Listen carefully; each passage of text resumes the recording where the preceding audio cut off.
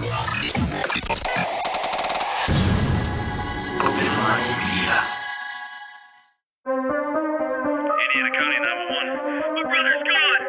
Can you be a little more specific, sir? He took my brother. Who took him? I don't know who took him. I don't know what. Sir. Take a breath. Explain to me what happened. And I looked out and there was this big red blinking UFO. I can just say this. Something's going on in the woods. Something's going on. They're not dogs, they're not coyotes. What could it be, right? I had an encounter with a skunk ape, and it completely altered the course of my life. I found a skull. Are you guys going to want to come build this? Put him out. I just see it. Sightings of a UFO hovering over a barn. Millie woke up from a dream, and when I went into the bedroom, she said there's a monster on the wall. They saw that the creature had run through a barbed wire fence. They were able to obtain hairs. They sent the hairs to their lab, and it came back as an unknown creature.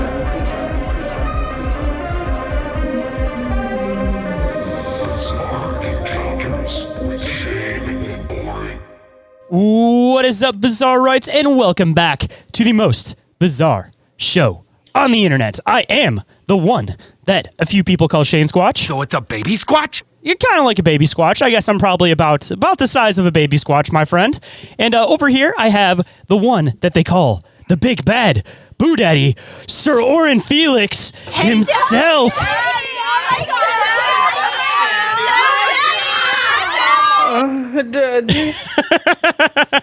You really just keep upping your game with these ridiculous intros. I got a bunch more, actually. I've been kind of making a little reserve of them where I just keep mashing together good clips. And I was trying to space that one so it would fall a little bit earlier, but I was really bad with timing on that one. So it was supposed to be a little bit better, but I guess the end little riff was still funny all the same because you were not expecting it.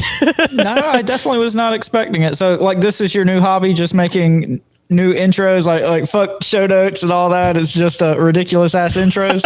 I started getting inspired by it. You know, I'll be sitting here for a second waiting for an episode to finish converting over, and I have like a bunch of random clips that I kind of just throw off to the side. So then I just start combining them while I'm waiting for the last project to finish up, and then I just end up with a bunch of these little 2-second little mini clips.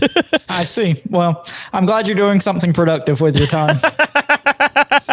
I found enough daddy clips. I mean, there's like websites full of them, so you know, I'm sure there is. It's an endless stock supply, my friend. I have no doubt about that. But getting into a little bit more serious matters, at least, we, of course, have a couple of news and updates. I know that you have one that you've mentioned the last couple times, but in case anybody hasn't caught it, why don't you fill them in on what you got going on over there, Sir Orin Felix, a.k.a. the Big Bad Boo Daddy? Yeah, like I've been mentioning on the past few episodes, the end of July, I think it's like July 25th, 26th, something like that, whatever the last Saturday in July is, me and Jenny are going to be at the Smoky Mountain Bigfoot Conference in Gatlinburg, Tennessee. We're not going to be vending or anything. We're just going to be hanging out. So if any of you guys are going to be there at the show, definitely hit us up. And if you see us walking around, say, hey, we'd love to hang out with you guys and maybe drink some moonshine with y'all. And on another flip side, I know that a lot of you guys have been wondering what's been going on with the Patreon. So the wait is finally over. I finally have it back, not under construction. There are one or two perks with one of the tiers that's under construction just because I'm waiting for an update from the merch store.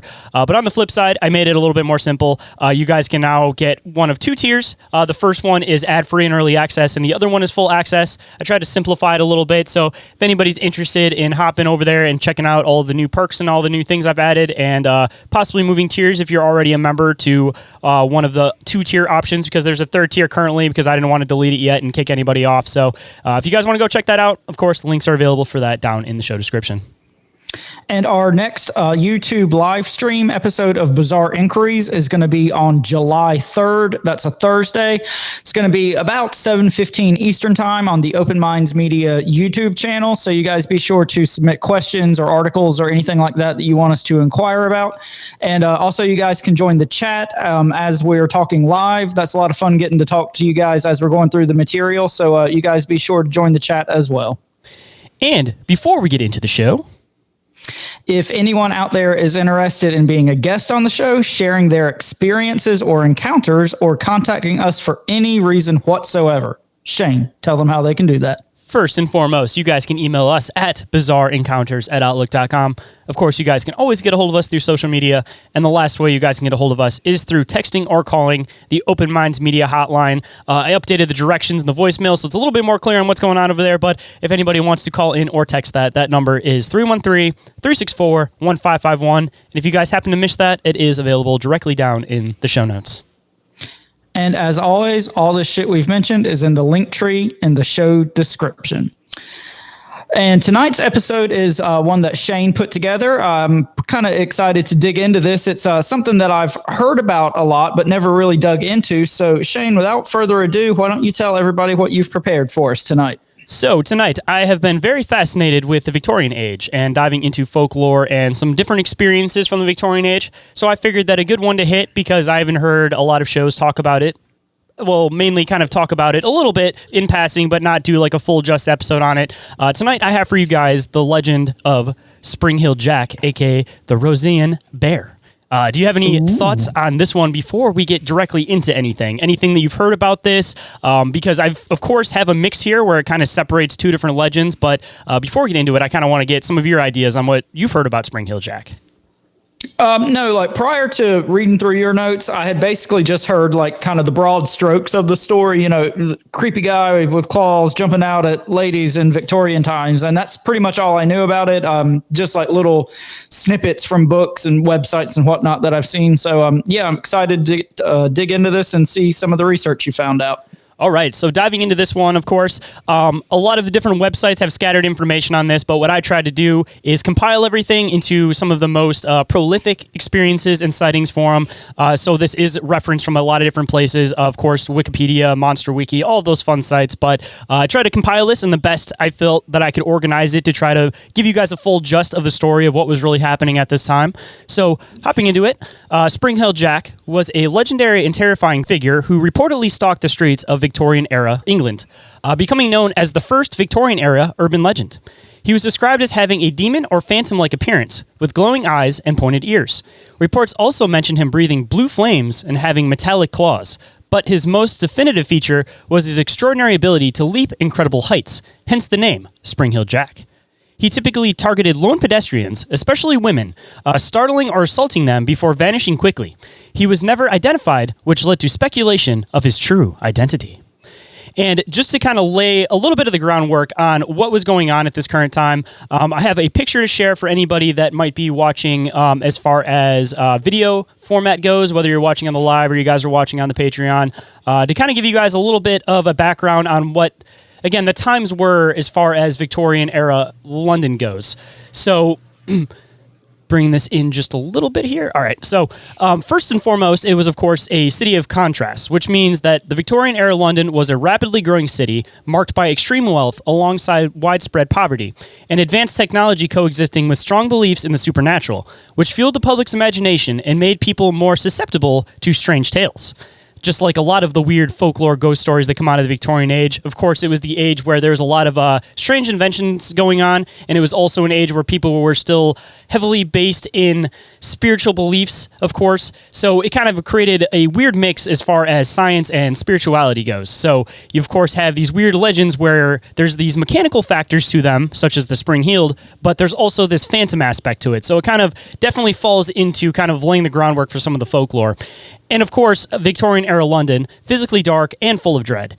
Even with more gas lights, many areas remained shadowy and mysterious. The air was often thick with coal smoke, adding to a gloomy atmosphere. So it was just a very dark, gloomy, thick. It's like, honestly, just the perfect place that's set up for crime, whether it be something a little bit more provocative, such as what Spring Hill Jack gets into, or even just simple crimes like being able to pickpocket people. It was just the perfect atmosphere for breeding a lot of crime. And the last thing, deep social anxieties. With a large gap between social classes, crime was on the rise, which led to general fear amongst the population because you never know what could be hiding around the corner. We don't have to deal with that anymore. Yeah, right? So do you have any comments that you want to make as far as kind of setting down the principal groundwork for what may have kind of led into some of these folklore and tales? No, not really. I mean, I guess the only thing I'll add is, just from the description and the pictures you pulled up, it's like very like a Sweeney Todd-ass type situation going on right here. So I think that's kind of setting the mood perfectly for this story. And speaking of that, of course, I have to bring up a picture of Spring Hill Jack looking very creepy, of course, and I have a bunch of different ones that we can show as we go throughout the show, but there is one of the news reports of Spring Hill Jack. Okay. But getting into it, the lead up in the earliest sightings. In the early 19th century, there was reports of ghosts that stalked the streets of London. These human-like figures were described as pale. It was believed that they stalked and preyed on lone pedestrians.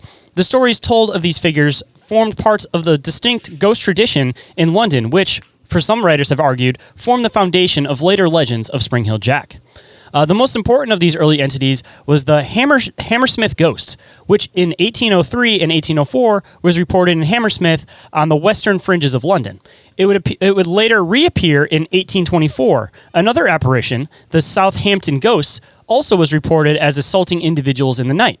This particular spirit bore many of the characteristics of Spring Hill Jack and was reported as jumping over houses, being just over 10 feet tall. 5 miles to the southwest of the crowded capital city center, in the village of Barnes, a rumor was beginning to spread. Villagers were talking about ghosts that had been attacking people around the area throughout September, with women being the most common target. So, as you can see here, we're kind of leading into this phantom idea, kind of slowly turning into the Spring Hill Jack idea, which we'll get into a little bit later with theories, but just to kind of lay a little bit of the groundwork for that. According to these rumors, the ghosts were shaped like white bulls. These ghosts soon traveled to a neighborhood called East Sheen. Although the people there claimed it had taken the form of white bear instead of a bull, the attacks continued, and the appearances of the ghost changed once more as it came closer to the city center. Witnesses in Hampton, 9 miles away from Barnes, claimed that these mysterious ghosts was an unearthly warrior that was wearing polished brass armor, clawed gloves, and spring shoes, which again slowly starting to fall into the mythos of Spring Hill Jack. In 1837, a carpenter called Jones was attacked by a ghost in armor on Cutthroat Lane in London. According to rumors, Jones fought back, but 2 more ghosts appeared, and the man was severely injured. But the initial reports of Spring Hill Jack began to surface in late September of 1837, primarily in the London districts of Barnes and Clapham Common. Before we get into the actual documented sightings of Spring Hill Jack, do you have any comments or anything to make on the ghostly rumors that have kind of started the foundation of some of the Spring Hill Jack urban legend folklore? Yeah, I think there's a lot of interesting things that you touched on in this section. First off, the ghost that was wearing armor, that's like the most Scooby-Doo ass shit I've ever heard. That's pretty funny. The fact that they had a street in London called Cutthroat Lane, again, that's the most Sweeney Todd bullshit I've ever heard. So also kind of funny. Just asking but on for a more crime. serious note, I did think it was interesting. It says here that according to the rumors, the ghost was shaped like a white bull and then later took the form of a white bear. I think both of those are kind of interesting, especially the bull reports, just kind of in light of like stories you hear about like minotaurs and things like that and their connection to like the paranormal and, the fact that these things kind of preyed on women. There's a lot of reports that I've come across with kind of like incubus type encounters with women reporting them being like bulls or minotaur type entities. So I think that's kind of interesting right off the rip here. And also to make an extended comment on that, if everybody remembers our episode where we dug into Bohemian Grove, we talked about the whole Minotaur concept that, it was part of like the ritual that the guy would dress up like a Minotaur and essentially would run around and be able to do whatever he wanted to do. And it seems to get into this whole idea of like Moloch worship. And I'm not necessarily saying that was the case with this, but there may be some weird connections there. Or even like we're always talking about the matter of language, that some people saw something that looked more like a bull to them, while other people describe stuff that looked more like a white bear. You're looking at it from head on, you have this like elongated face with these points over on the sides. So, I mean, depending on your perception, if you're looking at something that's neither a bear nor a bull, you're kind of looking at something that's this in-between being, then, you can describe it either way. So they could be talking about the same thing just from 2 different perspectives. Yeah, like we always say, people describing indescribable things with the best language they have. And it could also be a case of, we talk about all the time, the phenomenon presenting itself in different forms to different people. So, yeah, there's a lot of different ways you can go with just this little snippet of information. And just to leave a little bit of foreshadowing for some of the theories at the end, of course, there's a little bit more real-world theories, so to speak. And then, of course, there's some other weirder theories that are coined by Lauren Coleman. So we'll definitely end up getting into some of Lauren Coleman's research as far as this goes too, but you guys will just have to wait on that one for the back burner. But hold on tight, guys. Bizarre Encounters will be right back after this brief commercial break. But in the meantime, don't forget to follow Bizarre Encounters on Instagram and Facebook for show updates and the weekly live schedules. Also, don't forget to check out Open Minds Media on YouTube and TikTok and tap that bell icon while you're there to get notified anytime we go live. And if you'd like to join the discussion with like-minded individuals, become a member of the OMM Discord community today. Links are available off of the link tree down in the show description.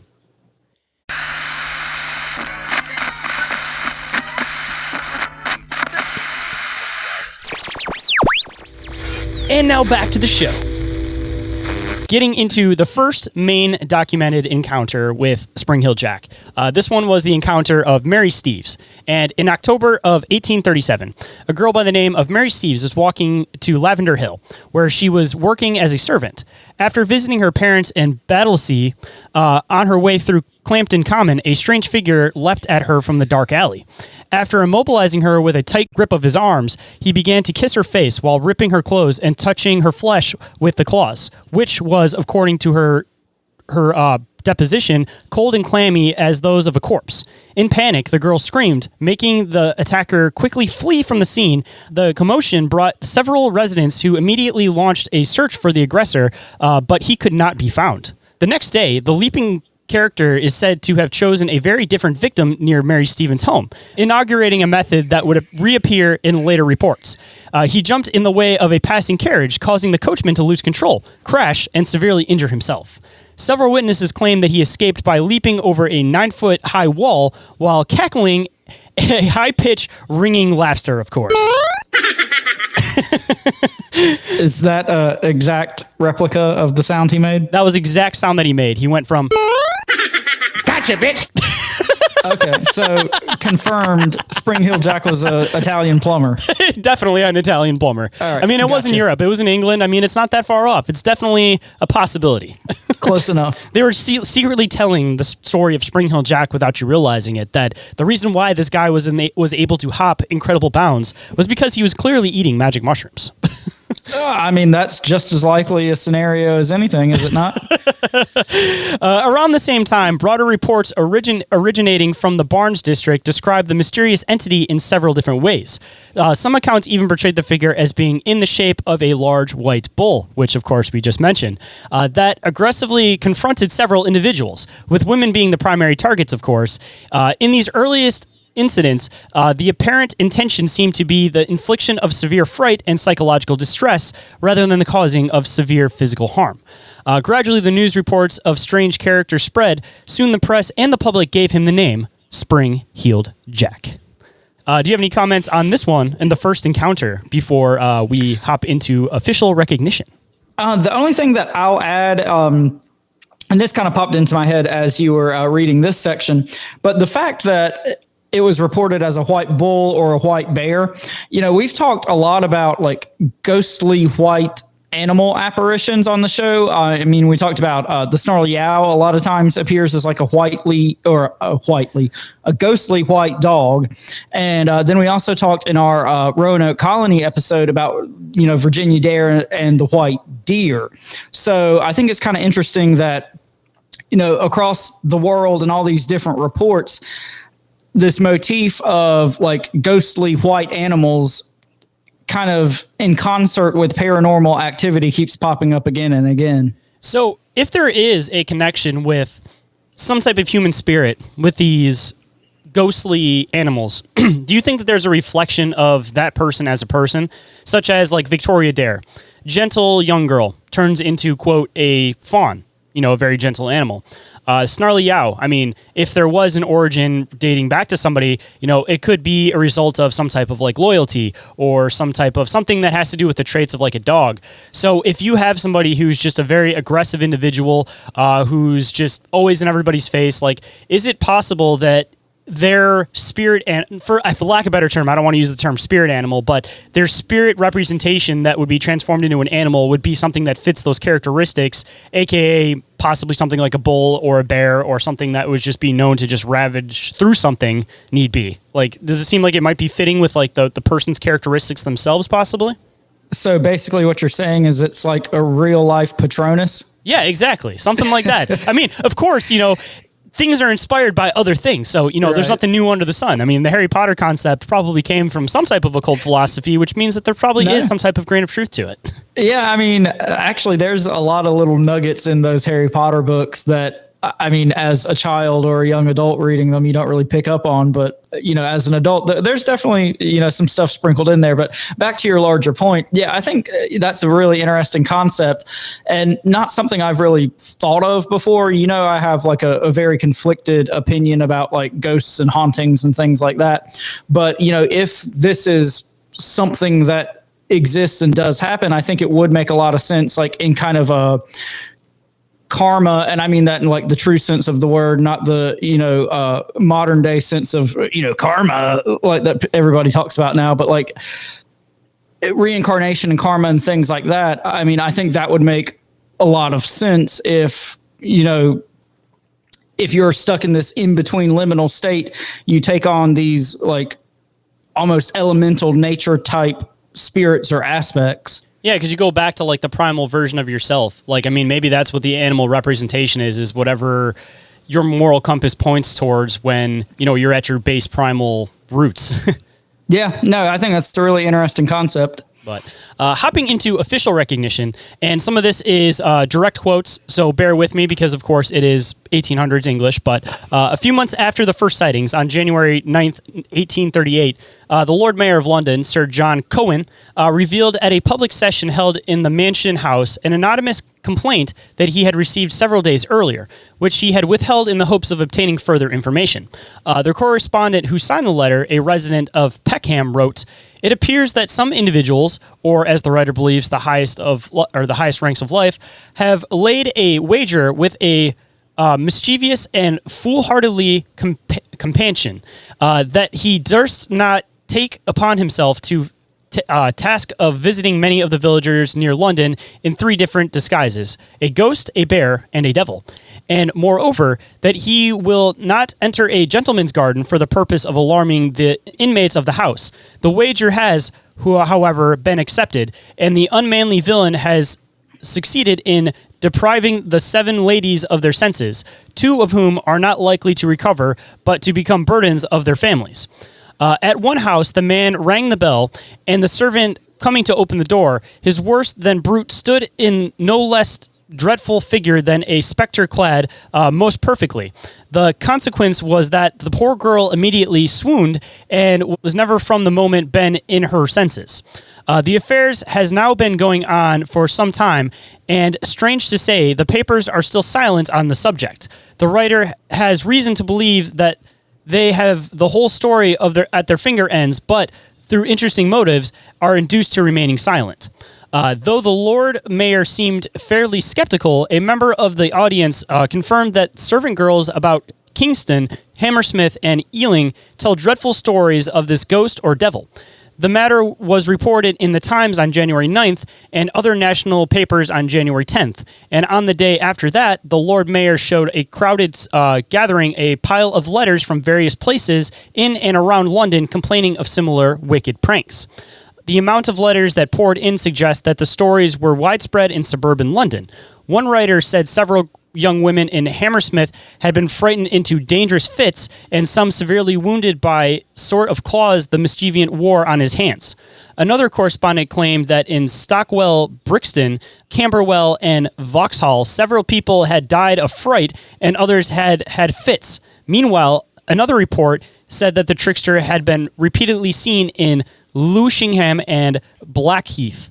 The Lord Mayor himself was in two minds about the affair. He thought the greatest exaggeration had been made and that it was quite impossible, and that the ghost performs the feats of a devil upon earth. But on the other hand, someone he trusted had told him of a servant girl at Forest Hill who had been scared into fits by the figure in a bear skin. Remember this. He was confident the person or persons involved in this pandemonium display would be caught and punished. The police were instructed to search for the individual responsible, and rewards were offered. January 20th was also an important date for the mythology of this mysterious being. In the Penny Satire, a local newspaper, it was the first time Spring Hill Jack was used by the press in connection with earlier ghost stories. Almost immediately, other newspapers began to use the name to describe the attacker, with large headlines mentoring the idea to help boost sales. So, of course, like most stories, the news uses it to be able to boost their profit and story sales. But before we hop into some more of the Prolithic reports, do you have any comments on the official recognition of Spring Hill Jack by the Lord Mayor himself? I think I'm going to save my thoughts on this section for later when we get a little deeper in and get some more information under our belts. But you want me to go ahead and jump in the next section? Yes. So we have 4 of the other main encounters that we're going to go through as far as Spring Hill Jack goes. We're going to go back and forth on this one because I know you guys don't want to listen to my voice the entire episode. So Orin will hop in, of course, with the second main encounter. Okay, so this is the encounter of Jane Alsop. Jane Alsop reported that on the night of February 19th, 1838, she answered the door of her father's house to a man claiming... What was that? Open the door. Open the door. Anyway, she answered the door of her father's house to a man claiming to be a police officer who told her to bring a light, claiming, quote, "We have caught Spring Hill Jack here in the lane." She brought the person a candle and noticed that he wore a large cloak. The moment she had handed him the candle, however, he threw off the cloak and, quote, "presented a most hideous and frightful appearance, vomiting blue and white flame from his mouth, while his eyes resembled, quote, red balls of fire." Miss Alsop reported that he wore a large helmet and that his clothing, which appeared to be very tight-fitting, resembled white oilskin. Without saying a word, he caught hold of her and began tearing her gown with his claws, which she was certain were, quote, of some metallic substance. She screamed for help and managed to get away from him and ran towards the house. He caught her on the steps and tore her neck and arms with his claws. She was rescued by one of her sisters, after which her assailant fled. Hang on, That was the end of that one. And then it goes into the next sighting. Yeah, because we're going to pick back up on that one in a second, but I wanted to make sure that I put these chronologically in order. But as far as this sighting goes, what's kind of your thoughts on it? Because when I was reading this originally and we were talking about the metallic fingers and the claws, like does that remind you of anything that we've covered or talked about on the show before? Nothing's popping into my head right off the bat. What you thinking? It's kind of reminding me a little bit of like the Flatwoods Monster story. Yeah, I can see that. Kind of even like the metallic suit aspect of it's kind of similar. And even kind of connecting a little bit more off of that one, getting into Sam the Sandown Clown, if anybody remembers. These like weird phantom-like appearances that happen in London or in England for whatever reason. Like it seems like I'm not saying it's directly connected by any means, but it seems like it has some commonalities with a couple of other stories that we've talked about. Yeah, I mean, it definitely seems like there is something to these. Well, this isn't a one-off because it was like a whole string of events, but like this is not an alien. This is not a Bigfoot. You know, these kind of just like very, very specific sightings of phantoms or creatures or whatever you want to call them. And, you know, this one does display some human characteristics, but obviously it has a lot of non-human characteristics as well. So, again, this makes you wonder if this is just some larger phenomenon wearing masks and taking on the guise of something else. And we'll definitely have to touch base on a lot of this when we get to theories, because that's the issue that I keep having here. It's just like usual episodes. It's like you got to hold back. To not say too much till we get to theories. So getting into another main sighting that will also kind of fall way into some of the theories. On February 25th of 1838, Jack allegedly knocked on the door of 2 Turner Street. Mr. Ashworth was the owner of the house, and his servant boy answered the door. Like with Jane, the man pulled away a large cloak and revealed what was described as a most hideous appearance. The servant boy screamed, and Jack ran away, of course. The servant did note that there was an embroidered coat of arms with a W on his cloak.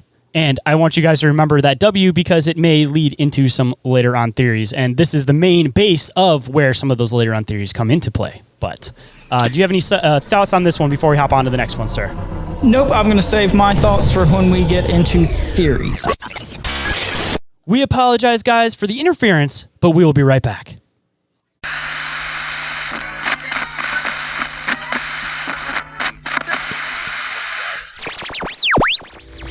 And now back to the show.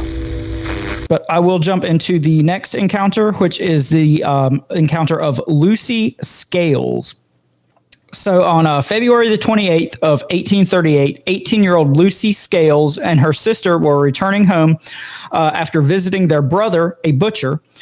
So was it Sweeney Todd? Yeah, it's definitely Sweeney Todd. Okay, confirmed. He has multiple egos, of course, because after he got caught as Sweeney Todd and he went on the murderous rampage, everybody thinks he died at the end. He didn't actually die. He just became a butcher. Perfect. All right, so a butcher who lived in a respectable part of Limehouse. Miss Scales stated in her deposition to the police that as she and her sister were passing along Green Dragon Alley, man, these names in old-timey England were just awesome. You had Cutthroat Lane and Green Dragon Alley. Dude, they are cool some of the names best like names this for streets anymore. I'm curious if they kept any of these original street names or if they changed them. Like, I have never been to London. If we have any London listeners, let me know if some of these streets still exist, because I'd love the fact that if Cutthroat Lane still exists. That's pretty fucking metal. It's pretty ominous. But anyway, passing along Green Dragon Alley, they observed a person standing in an angle of the passage. She was walking in front of her sister at the time, and just as she came up to the person who was wearing a large cloak, he spurted a quantity of blue flame in her face. Surprise, bitch! Which deprived her of her sight and so alarmed her that she instantly dropped to the ground and was seized with violent fits, which continued for several hours. Gotcha, bitch! Okay.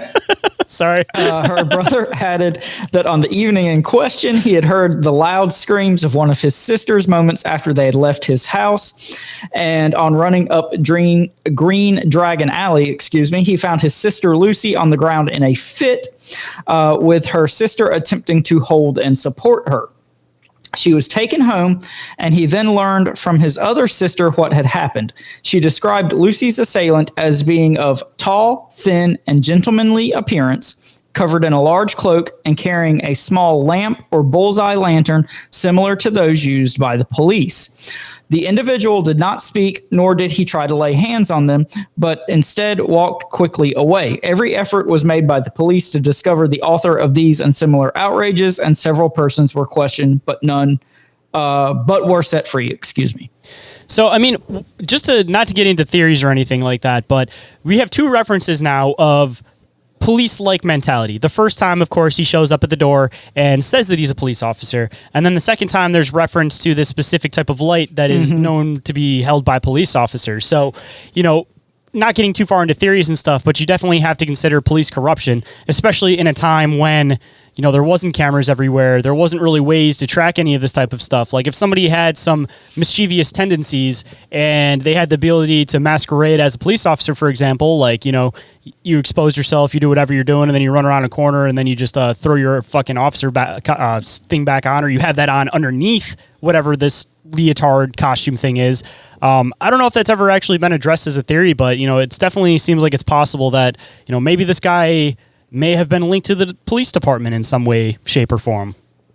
No, again, not to jump too far ahead, but that was kind of my pet theory reading through these notes. It just seems like a lot of apart from, these 2 instances, a lot of the behavior I just can't, like, man, I think this was some old timey police officer, and like you said, it could be, just one bad apple and they were covering up for him. It could be, some guys got together and got drunk with their police buddies and were just out with metal claws harassing women. Who knows? But no, the Spring Hill Jack was a police officer theory so far is my favorite. I mean, even just using the facade of the ghost stories that already existed too, because this is like we talked about with like the UFO phenomenon, where I get into my theory about there possibly being some human intervention. Like if there's already a strange phenomenon going on that's being reported, cited, then why not take the opportunity to fly under the radar and just be seen as part of that phenomenon? I mean, it definitely seems like they, of course, used all of the ghost phantom sightings as a backbone to spring off into whatever this is, whoever this person was behind all this. Yeah, and again, not to get too far ahead, but this could be one of those situations that we talk about a lot on the show where, the first initial report or instance of this weird thing happening was some legitimately paranormal or unexplained event. And then it's almost just like a rash of copycats and human beings perpetrating the same behavior at that point. So, I think it's definitely possible that in light of all the kind of weird ghost stories, there was this, devilish apparition at some point, and then, mischievous police officers or socialites or what have you, doesn't matter, just kind of latched onto that and used it almost to do some like fucking Tyler Durden Fight Club shit at that point, Mentally manipulating the public into getting what you want out of them. Yeah, it's a Project Mayhem, just the old timey version. Exactly. I mean, it's got to start somewhere. Like we said earlier, nothing new under the sun, right? There you go. And getting into the last of the, well, I don't want to say last of the main encounters, but at least of this cluster of main encounters, the Gardner story. A report from the Brighton Gazette from April 14th, 1838, which, of course, is my birthday, I want to point out. Of course, not in 1838, 1838? In 1838. I'm actually you look fantastic. I am a phantom. I am actually Spring Hill Jack, and I am Jack the Ripper. I'm all of these figures. So you've been tearing at women's blouses with your sharp metal pointy claws? For years. Okay. But stated from the Gardner in Rose Hill, Sussex, had been terrified by a creature of unknown nature on April 13th. The Gardner claimed it appeared in the shape of a bear or some other four-footed animal. Having attracted the Gardner's attention by a growl, it then climbed the garden wall and ran on all fours, before jumping down and chasing the Gardner for some time. After terrifying the Gardner, the apparition scaled the wall and made its exit. The Gazette wrote, Spring Hill Jack, as it seems, has found his way to the Sussex coast. So this was like the first encounter that I wanted to point out, that it seems like the phenomenon is expanding. So we'll kind of get into this again with theories later on. But of course, kind of laying down some of the groundwork for it, you definitely have to take into consideration the whole copycat theory when it comes into a lot of this stuff.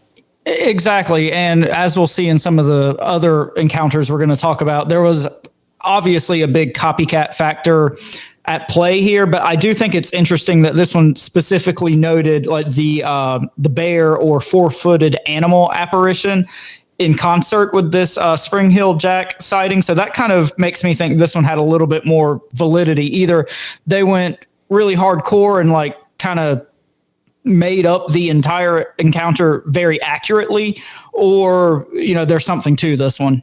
I mean, one thing you also have to take into consideration at these times too was, I forgot to add it into a little bit earlier, setting the principles of Victorian London, but like drugs were definitely a wide open thing back then. Like, they had opium dens, which honestly led way to a lot of really interesting writing from the time. So you also have to take into consideration the fact that there's probably a good portion of these people that were probably under the effects of multiple drugs that weren't deemed as bad at the time, that may have caused some hallucinatory effects. Not saying that there wasn't somebody out here doing this stuff, but as far as like the glowing eyes, that it transformed into an animal, I mean, that could be some side effects of, some of the drugs at the time.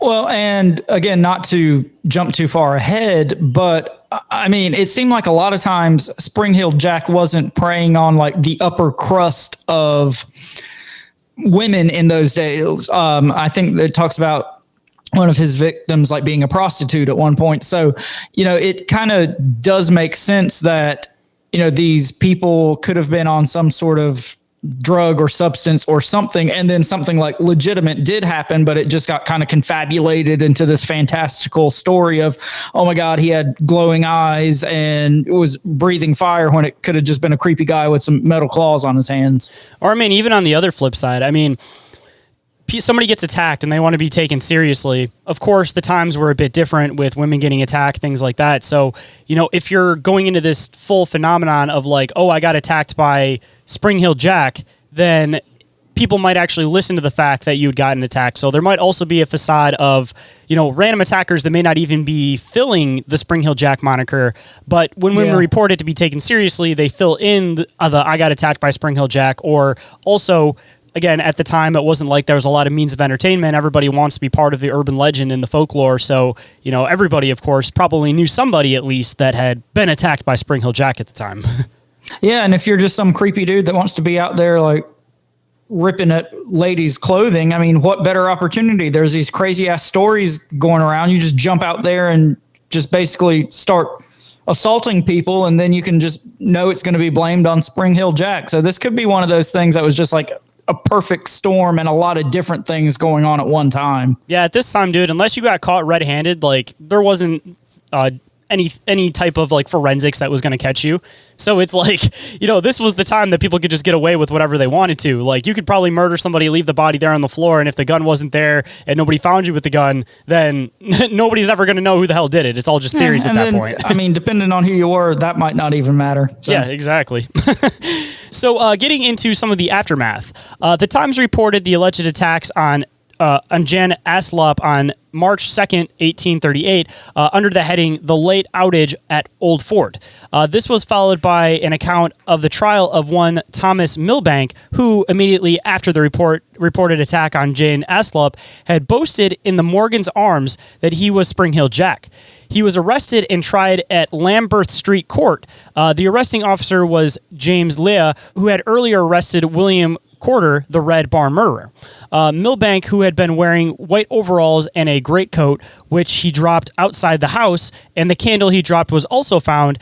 He escaped convictingly only because Jane Aslop insisted her attacker had breathed fire. And Milbanks admitted he could do no such thing. Most of the other accounts were written long after the date, and contemporary newspapers of the time did not mention them.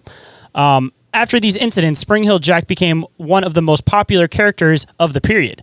His alleged exploits that were reported in the newspapers had become the subject of several penny dreadfuls and plays, which further morphed the lore of the Spring Hill Jack, some even portraying Jack as a hero or misunderstood vigilante figure. And I did bring up one of these on the screen, and I did look up a couple of these because I was curious just about the stories in general, and honestly, most of them did not portray Spring Hill Jack as any type of malevolent being. They all pretty much described him as almost like an early Batman figure. Like, after reading some of these penny dreadfuls, like, I'm almost convinced that some of the inspiration for like Batman himself probably came from some of these old penny dreadfuls. So it heavily morphed the idea and the folklore around Spring Hill Jack. So I feel like this is why it's one of those things that's so hard to research and kind of differentiate from the literal facts versus the folklore facts, was particularly because of the penny dreadfuls at the time. Yeah, I mean, I kind of can't believe that this is a like legitimate 1800s, you know, piece of media here. Because yeah, it looks like Batman. I mean, it's like if Batman and My Chemical Romance had a child, it would be this thing. So yeah, I think it's really cool. Here's another one, too, just to bring it up. This is another one of the penny dreadfuls at the time. Of course, different artists. That last one was colorized. Originally, it was black and white. But this is another example of one. Yeah, so, I mean, like I was going to say, I think it's really cool that this was at least taken seriously enough at the time that, you know, these penny dreadfuls and whatnot latched onto it and kind of gave it a life of its own. But, yeah, it's kind of funny to me that, you know, this is a story that people know, but it's not like super duper common, but it seems like it, like you said, had a lasting impact on, you know, all sorts of media and culture.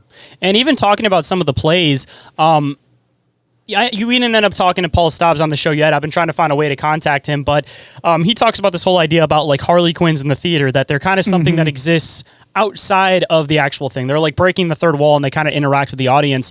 I found a few references to Spring Hill Jack in plays, and of course there were ones where he was the main focal point, but there was also theaters that just knew that this was such a popular thing at the time that they would have somebody dress up as Spring Hill Jack and like hide on balconies and like, you know, interact with the audience and like point down at girls and pretend like they were going to like come down and get them and stuff like that. And they kind of created this thing where it was almost like kind of reminds me of like the Harley Quinn aspect of like old medieval theater, but with this like kind of reference with Spring Hill Jack kind of fitting that character at the time where he was like breaking the third wall, you know?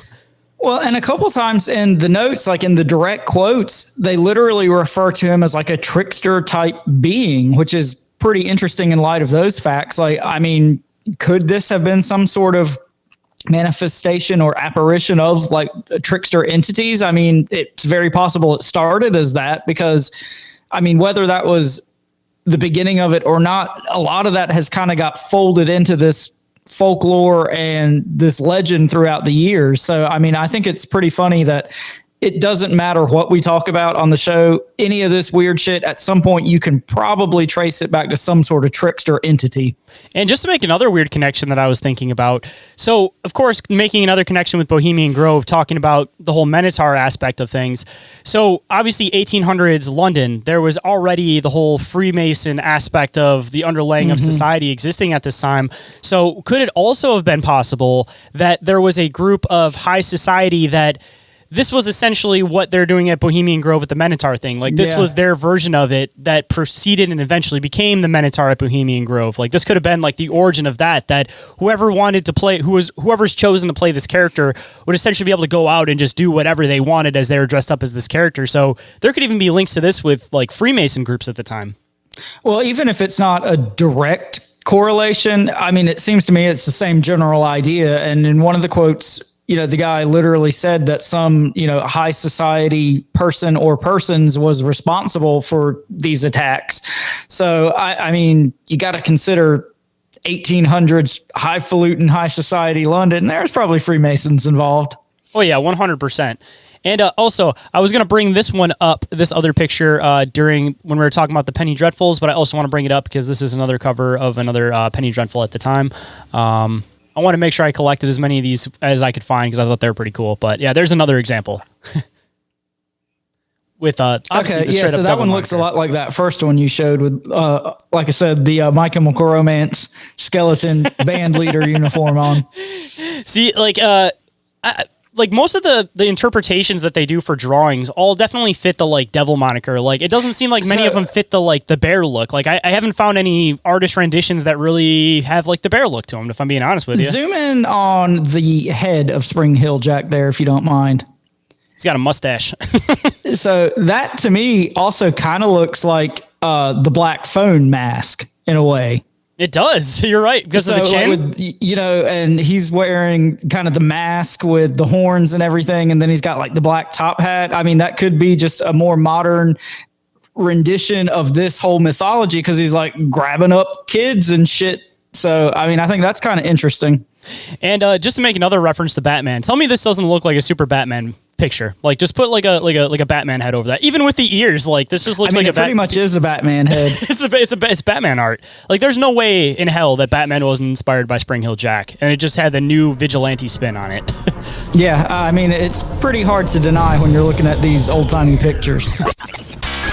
Don't go anywhere, guys. We'll be right back with that bizarre stuff you crave. But just a quick reminder.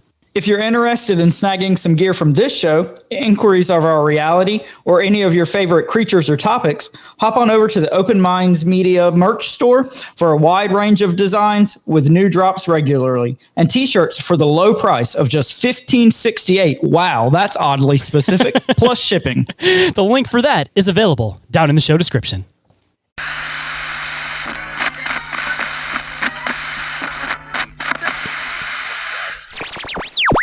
And we are back with the high strangeness. Let's get back into it. But hopping back in, Even though his fame was growing, reports of Spring Hill Jack's appearances became less frequent, if more widespread. In 1843, however, a wave of sightings swept the country again. A report from North Hampshire described him as the very image of the devil himself, with horns and eyes of flame. And in East Anglia, reports of attackers on drivers of mail coaches became common. In 1845, sightings were reported in the western areas of London, specifically in the districts of Ealing and Hanwell. Witnesses described observing a figure exhibiting extraordinary leaping abilities, effortlessly clearing tall hedges and high garden walls. These sightings were sometimes accompanied by eerie and unsettling shrieking and groaning sounds. Interestingly, this period also saw the apprehension of local authorities of the individuals in the same general area who were subsequently identified as local practical jokers hailing from Brentford. This individual was found to be deliberately mimicking the reported leaping feats and frightening behavior attributed to Spring Hill Jack, serving as an early and concrete indication that the widely publicized legend was indeed inspiring acts of imitation and potentially making it increasingly difficult to differentiate between genuine encounters and deliberate hoaxes or acts of public disturbances. So, as we mentioned earlier, it was only inevitable before people were able to just make a mask, do this whole thing, and just started doing copycat stuff. I mean, it's seen with serial killers. It's seen with any of these types of crimes. Like, people have this inherent want, apparently, to just do these things. And if people have that want and they need it satisfied, I guess they just fly under a flap and take the opportunity, you know? Yeah, like we said earlier, people just looking for an excuse to do bad things. I mean, things like this are a perfect opportunity. Exactly. In November of 1845, in the Bermondsey district of South London, a figure identified as Fire-Breathing Jack was reported to have attacked a prostitute named Maria Davis, a young girl described in some historical accounts as being just 13 years old, and also a prostitute, may I mention. The attacker allegedly breathed fire directly into her face, and before forcibly throwing her into the murky waters of Foley Ditch, located on the notorious Jacobs Island, an impoverished and dangerous area of the city. Tragically, Maria Davis subsequently drowned. However, this particular account has been the subject of considerable scrutiny and debate amongst researchers over the years, with some historians expressing doubts about its factual accuracy due to the lack of readily available corroborating evidence in the coroner's records from that specific time.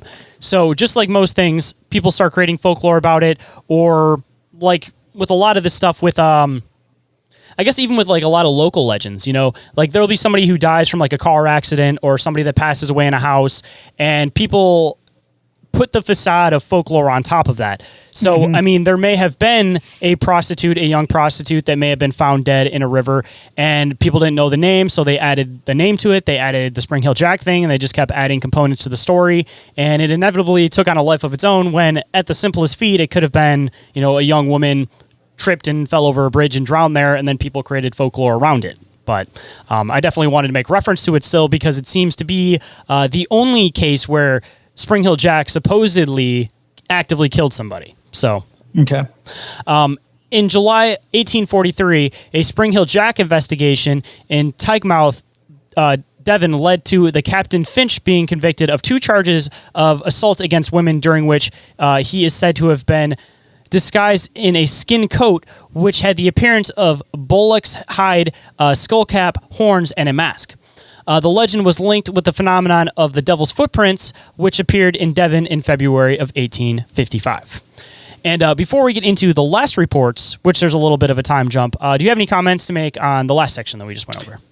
I think I'm going to, at this point, hold my comments till we wrap up. Do you want me to read a section to give you a break here? Yeah, absolutely. If you want, I can read the last report section, and then if you want, you can read Aldershot, and then I can hop in with Lincolnshire, and then you can hit Liverpool, and then we'll start getting into theories and some other counterparts of this guy.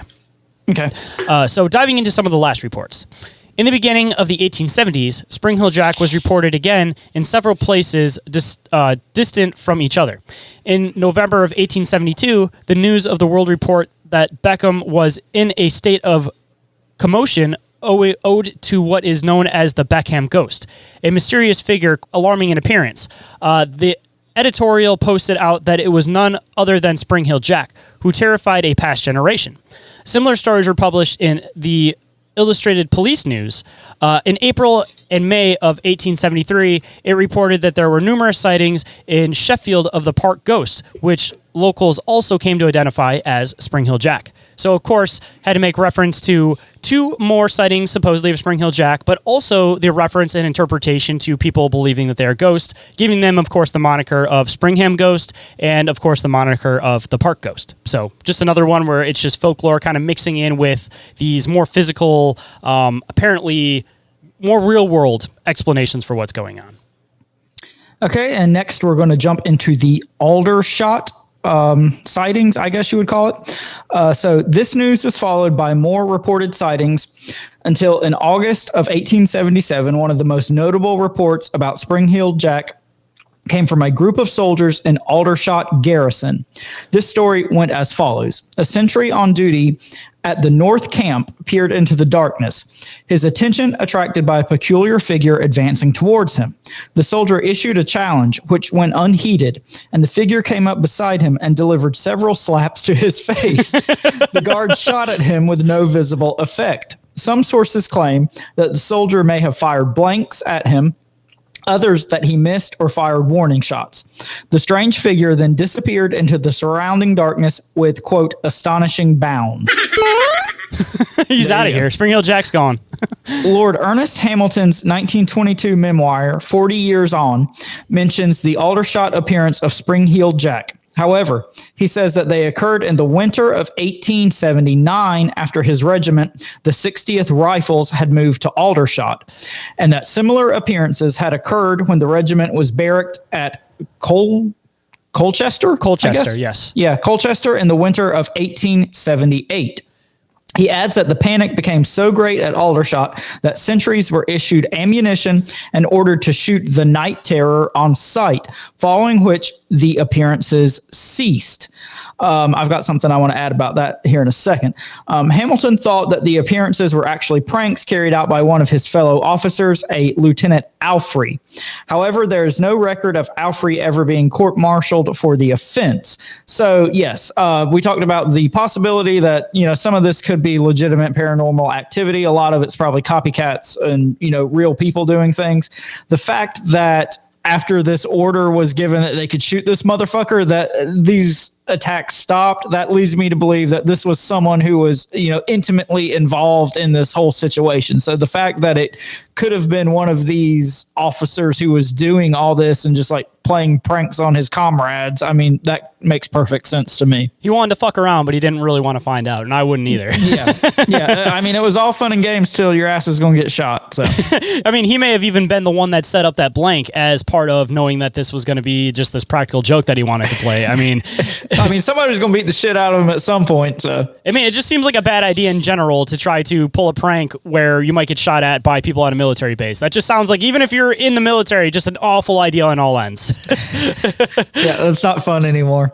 But getting into some other sightings, Lincolnshire. In Lincolnshire in the autumn of 1877, Spring Hill Jack was reported at Newport Ark in Lincolnshire, wearing a sheepskin. An angry mob supposedly chased him and cornered him, and just as in Aldershot a while before, residents fired at him and had no effect. As usual, he was said to have made use of his leaping abilities to lose the crowd and disappear yet again. He's out of here. Bye, Jack. Okay. Now we're going to talk about Liverpool sightings. And this is the last sightings for Spring Hill Jack, but we will get into some counterparts, but this one is the last sighting for Spring Hill Jack. Okay. In Liverpool, by the end of the 19th century, the reported sightings of Spring Hill Jack were moving towards the northwest of England. Around 1888, in Everton, North Liverpool, he allegedly appeared on the roof of St. Francis Xavier's Church in Salisbury Street. In 1904, there were reports of appearances in nearby William Henry Street. William Henry Street's really boring. We didn't get like Cutthroat Lane or Green Dragon Alley. Yeah, motherfucking Avenue, some shit like that. I also like Lincolnshire. That one's a good one too. Man, just England doesn't seem like a real place. It's just like so fantastical. I love it so much. And just to throw in this detail, I didn't find any direct links, but I also just want to make reference to it because I learned a little fun fact along the way with this one. I was trying to see if there was any type of connection between Jack the Ripper and Spring Hill Jack. Obviously, because of the obvious fact that they both have the name Jack. Jack. But one thing that I learned in the process of this is just like with police reports now, we use terms like John Doe or Jane Doe for unidentified people.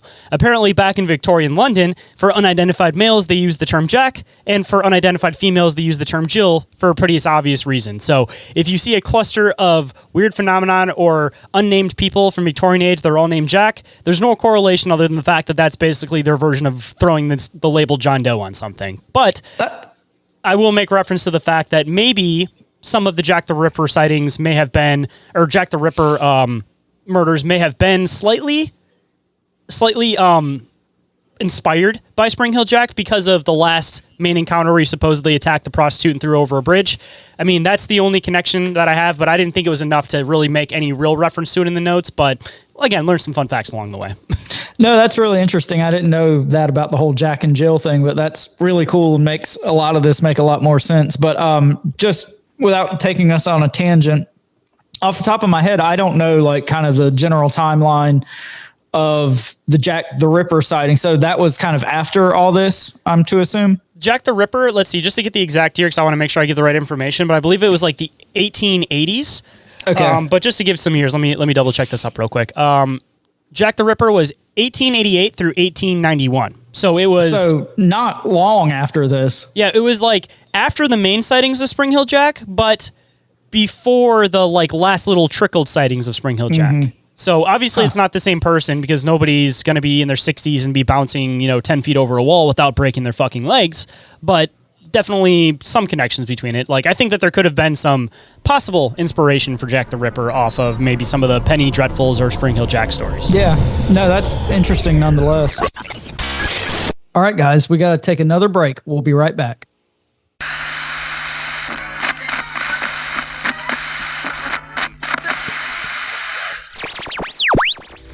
And now we're getting back to the bazaar. Getting into some possible counterparts. I was trying to find things that were relatively close to Spring Hill Jack, and the closest thing that I could find is this counterpart in Prague. The name is Parak, also known as the Springman of Prague.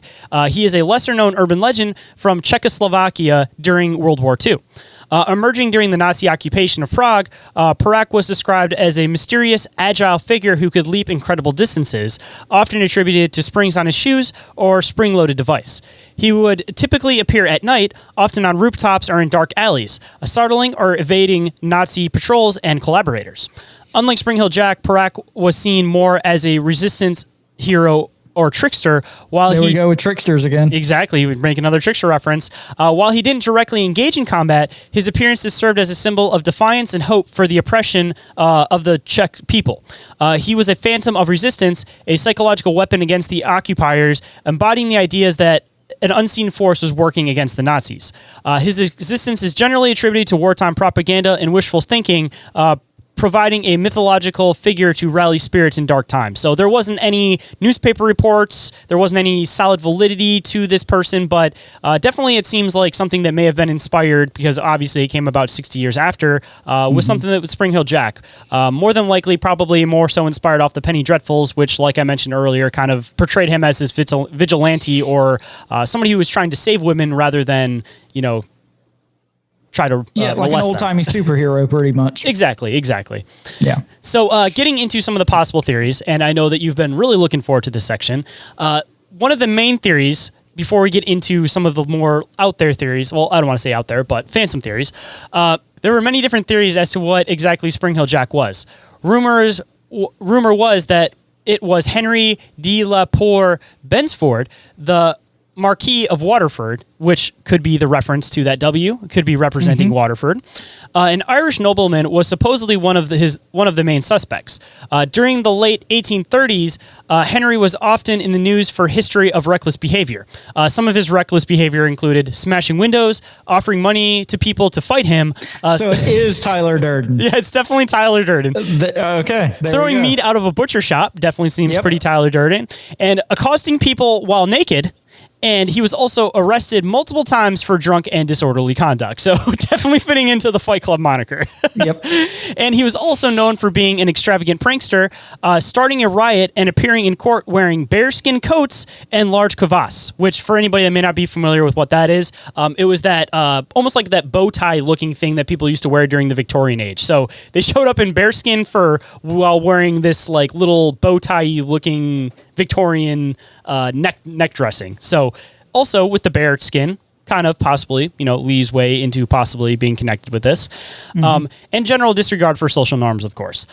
Quickly becoming coined the Mad Marquis, in 1880, he was named as the proprietor of E. Coham Brewer, who said that the Marquis used to amuse himself by springing on travelers unaware to frighten them, and from time to time, others have followed his silly example. So also going into the idea of the spring-heeled portion of the Spring-Heeled Jack theory. The theory that Spring-Heeled Jack was, in reality, a practical joker, or perhaps a series of individuals engaging in similar acts of mischief, aka copycats, waiting for the opportunity, as we mentioned earlier, remains one of the most widely considered and plausible explanations of the phenomenon. However, despite the circumstantial evidence and popular speculation, concrete and irrefutable proof directly linking the Marquis of Waterford or any other specific individual to the actions attributed to Spring-Heeled Jack was never fully uncovered.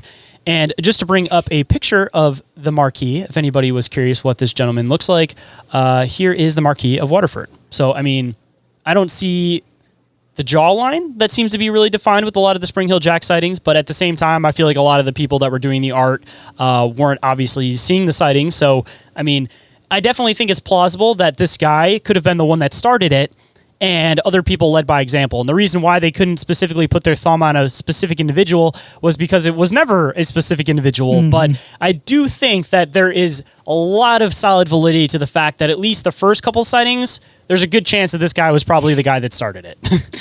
Well, and even if he wasn't one of the first few, he probably jumped on that bandwagon after it got rolling. I mean, he seems like some combination of, like we said, Tyler Durden and Johnny Knoxville. So this would have been just up his fucking alley. So, I mean, even if he wasn't the originator of a lot of this, I think it makes perfect sense that he engaged in these behaviors. Oh, yeah, dude. Even just the whole idea that we talk about all the time, the whole taboo aspect. Like, if you're rich and you can afford everything and you can do whatever you want, you eventually get to a point where it's like, you want to be able to do the things that you can't do. So you can't go around and try to molest women. So, it becomes a taboo thing that you inevitably might try to do that, which, I mean, obviously I'm not trying to justify anybody's scandalous behavior, but it seems to be a lot better than a lot of these dukes end up doing, or, nobility end up doing, where they end up becoming these prolific serial killers without people ever realizing it. Man, I sure am glad elites aren't doing that nowadays either. Wow, that'd be so crazy. And of course, I had to make reference to the scapegoat, as I kind of did before. Whether real or imagined, Jack served as a convenient and readily available scapegoat for the wide array of unexplained incidents, minor crime, and the general sense of unease and anxiety of the time. So, of course, we talked about how dark the streets were. We talked about everything was just coal smoke filled. So if people were going to resort to petty crime, which definitely seems plausible because of the wide gap there was between wealth at the time, taking the opportunities when you have them. But the one thing that I will say for that, at least, is you would assume that if it was somebody that was poor, that they would be attacking the rich. But I guess trying to think of the psychology of this, if you're attacking the rich, you're probably going to get caught pretty quick because there's going to be a lot of money behind investigating it, where, if you go after the poor people that nobody, quote, cares about, then there's going to be less looking at of the crime at the time, which is what a lot of serial killers do, where they'll specifically go after a group of people knowing that at the time the crimes aren't going to be looked into, such as Dahmer, going after the African-American community / gay community at the time. It wasn't something the police were really looking into, so they just took the opportunity. And with a lot of the stuff with Alaskan serial killers going after the native population, they purposely will go after people that they know aren't going to be looked into. So, regardless if this was somebody trying to hide petty crime under this, like, it wouldn't have made sense to attack the rich. You would have had to attack the poor, otherwise it would have been investigated too much. But getting into the last main theory, and then if you want, you can start throwing all your theories and ideas into this one. But this is where we bring in the idea of the phantom idea with Lauren Coleman, the paranormal possible explanation of this. A variety of speculative paranormal explanations have been proposed to explain the origin of Spring Hill Jack, including that he was an extraterrestrial entity with a non-human appearance and features of Superman agility, deriving from life on a high gravitational world with his jumping ability and strange behavior. And that he was also a demon, accidentally or purposefully summoned into the world by practicing of the occult, who made himself manifest simply to create spiritual turmoil. Fortean author, particularly Lorraine Coleman and Jerome Clark, lists Spring Hill Jack in a category named Phantom Attackers, with another well-known example being the Mad Gasser of Mattoon, which we could probably cover at some point because that one is also a pretty fascinating story. Typically, Phantom Attackers appear to be human and may be perceived as prosaic criminals, but may display extraordinary abilities, as in Spring Hill Jack's jumps, which it is widely noted would break the ankles of a human who replicated them, and or cannot be caught by authorities. Victims commonly experience the attack in their bedroom, homes, or other seemingly secure enclosures. They may report being pinned or paralyzed, or, in other hands, described a siege in which they fought off a persistent intruder or intruders. Many reports can readily be explained psychologically, most notably as the old hag phenomenon, recorded in folklore and recognized by psychologists as the form of hallucinations. In the most problematic cases, an attack is witnessed by several people and substantiated by some physical evidence, but the attacker cannot be verified to exist. Hold that thought. We'll be right back. But if you don't like hearing the ads, then boy, do we have a solution for you. You guys can get ad-free and early access to this show and Inquiries of Our Reality on the Open Minds Media Patreon for just $2 a month. That's less than a bag of chips. And it's a great way to support the show and all the hard work behind it. And if you're interested in bonus content, merch store discounts, premium video versions of the show, along with some other perks, then become a member of the OMM family today or give it a try with a 7-day free trial. The link to that is available down in the show description.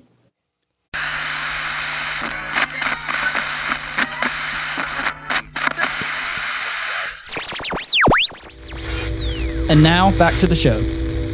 Now that we've gotten into theories, I want to hear some of your ideas on this that you've been holding back. No, I've ended up saying a lot of them throughout the episode, but no, I think this end part is pretty interesting. The kind of connections between the old hag phenomenon and like sleep paralysis and things like that. But yeah, kind of like I said, I think the initial accounts, especially with, the ghostly bears and bulls and whatnot, this could have been some legitimate paranormal thing that happened. And maybe some of these initial reports of Spring Hill Jack were some kind of, phantom or demon or whatever you want to call it, even an extraterrestrial. But I think the majority of these, it's safe to say, was elites or police officers or some combination of all of the above, just, kind of running amok and perpetrating these attacks on women. So that's kind of where I fall on it. Like a lot of things we talk about on the show, I think there could definitely be a paranormal nugget of truth in here somewhere, but I think a lot of it is kind of human intervention after a while. So what do you think? That's kind of where I fall on it. I think that there was some legitimate paranormal sightings that were happening, and because of those, people took the opportunity to create this character to be able to fly under the radar and do the bad things that they wanted to do. And originally, I think it started off as one guy, probably, as we mentioned, the Marquis of Waterford. But as this started to persist and go on, he was already known to have a group of friends that would follow behind him and do all this crazy shit that he would do. So you already have this group right here that's already contributing to it. And then I think it's something that kind of just expanded on that, once it became this urban legend, this character of folklore, like people just use the opportunity to continue on past that. And I think it's one of those things that it's kind of like a lot of this 1800 stuff we dive into, such as like the Kentucky meat shower. It's one of those things that it's gotten too far back in time where we see the solid evidence to it, but it's going to be one of those things that's going to always remain a mystery, and we're never going to know for sure. We're going to be stuck with these theories because there's no way to go back and differentiate where exactly the folklore kind of differentiated from the actual like police facts of the reports and what was actually happening. Because even with the people of the time, as you mentioned earlier, they were kind of growing through this time where there was industrialization, but there was also a lot of spiritual ideas going on. So you take something that may have been an inventor that created some type of weird contraptions, and even just through people's perspectives of what's going on, you know, they're going to perceive that as something ghostly rather than something more real world, because it's still a new idea to them. Or something like that. Yeah. Well, and I think that kind of highlights something we talk about on the show all the time, is whether it's a more, you know, probably real world down to earth thing like this, or some legitimate paranormal or alien encounter, your own views and thoughts and opinions are always going to flavor your thoughts about anything out of the norm. Well, anything really, but especially anything out of the norm that happens to you. And, you know, people really didn't have much frame of reference, I wouldn't think, for things like this back in the 1800s. So, you know, if this weird guy with some sort of contraption on his arms and legs is running around and doing God knows what, and, you know, ripping ladies' blouses off, it's not much of a jump at that point to say he's a devil or a demon or a ghost or something like that. So, I mean, I think given the climate and, you know, just the nature of the reports, I think it's really easy to see how something kind of more down to earth got, you know, really blown out of proportion as this story kind of went along. But yeah, I think this was a fun one. I learned a lot. Like I said, I just knew the very, very broad strokes of this going in. I knew nothing about the whole, you know, ghost bull bear aspect of it, which I think is kind of the most interesting part of the story. So thank you for putting this research together for us tonight. Absolutely. And just to make another reference to this, for something that seems like it's pretty similar to this idea, we talked about on the show a few times. You remember when we got into like the Peruvian face peelers? We didn't do an episode on it, but we made reference to it. No, we've talked about that a bunch. About this idea that from what a lot of the reports seem to be, and from direct reports from the main girl that supposedly got her throat cut and then she got dropped and she ended up getting away from the original Peruvian face peeler attacks, she referenced the fact that they were speaking Spanish. She was saying that they seemed like there were people using some type of like advanced technology, and of course using that opportunity to do whatever their mischievous deeds were. So it almost seems like it's the same motif, just in a different period, that they didn't have the same advanced technology that we have now, but it was advanced, of course, for the time. So people are hiding this I guess experiments on trying to use these new inventions or advanced technology that they're creating, and they're hiding it under the facade of like some weird event going on. Like, it just seems like I was trying to think if there was anything that was relatively close to Spring Hill Jack in more modern day. And I feel like the closest thing that I could probably relate it to as far as a phenomenon probably would be the Peruvian face peelers. Yeah, no, that's a pretty good point. And, you know, I think this is kind of maybe a weird in-between section between like ancient legends of like vampires and things like that, and then the new modern day UFO phenomenon. You know, this might be kind of like the intersection between those two things. And that is a really good point. And you're talking about a little bit earlier about the changing phenomenon. I mean, of course, if it's morphing, it's not like it's overnight going to switch. There has to be this kind of like morphing period. And this could be some pretty good documentation of this morphing period. Yeah, because I mean, it does have a lot of similarities to the vampire phenomenon. And, you know, we talk a lot of times about like the Men in Black phenomenon, and vampires exhibit a lot of the same type behavior, have to be, you know, invited into the house, things of that nature. So yeah, that just kind of popped into my head here at the end, not to send us on a tangent, but I kind of like that idea. Maybe this is some like intermediate step in the phenomenon. And I mean, obviously there's a physical component to it, because even like the mayor himself made reference to it, but in his references, you know, it's not like the old witch hunt things where it's like, all right, we got a witch in our midst. Like the way that he was addressing it was from the state of it being strictly an attacker, and it wasn't any type of phantom or ghost or anything like that. So regardless if it's part of the phenomenon, it's a continuation that there is a physical component to the phenomenon as much as it does morph and shift. Yeah, absolutely. And, you know, like we say a lot, but I think this is a good kind of example of it. with a lot of this stuff, there is a physical aspect and there's a more metaphysical aspect as well. And this kind of combines both of them, with the different spirits and specters, and then, the literal attacks on people. It's not that different than a lot of, UFO abduction cases now. So, apart from the obvious copycats and tricksters and pranksters and things like that, no, I think there definitely could have been something legitimately strange and paranormal at play, who was wearing the mask of this Spring-Heeled Jack character. And I mean, even continuing on with that, it's a theory that we brought up a little bit earlier, but I want to make reference again. It doesn't seem like it doesn't seem implausible that this could also have been an early form again of what's happening at Bohemian Grove, where the Freemasons of the time were just wearing this mask in order to do whatever this rite or ritual was. Yeah, and I mean, probably at the end of the day, the correct answer is some combination of all those things. What percentage, to give each of them, I don't know. But I mean, I feel like it's one of those things. The truth is somewhere in the middle, Yeah, exactly. And with that note, of course, if you guys enjoyed today's conversation and you guys want to show some love, we definitely appreciate it if you left a review or rating for the show on Spotify, Apple Podcasts, or any podcatcher you happen to use. Your continued support is what makes this show possible, and your opinions go a long way to help the show grow and improve. And if you know anyone who would enjoy today's episode in particular, share it with a friend. Grassroots support from listeners like you guys is exactly how this show grows. So we, of course, thank you. And if anyone would like to get in touch with us for any reason whatsoever, Shayn, tell them how they can do that. First and foremost, you guys can email us at bizarreencounters@outlook.com. You guys can also get a hold of us through social media. Instagram and Facebook, of course, are the ones that we're the most active on. You guys can also get a hold of us through the submission form, which is available at the top of the link tree. And the last way you guys can get a hold of us is through the hotline. You guys can text or call that. The number is 313-364-1551. And as you guys can see, there are a lot of ways to get a hold of us. So make sure that if you guys want to get a hold of us, you take the effort to make contact and get a hold of us.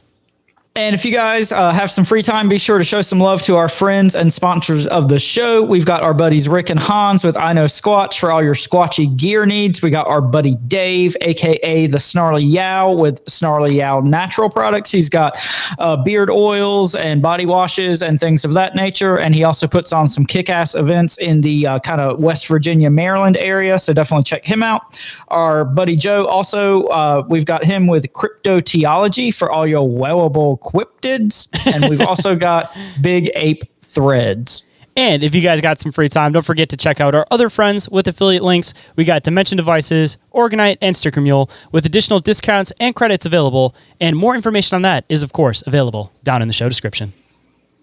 And as always, all this shit we've mentioned is in the link tree in the show description.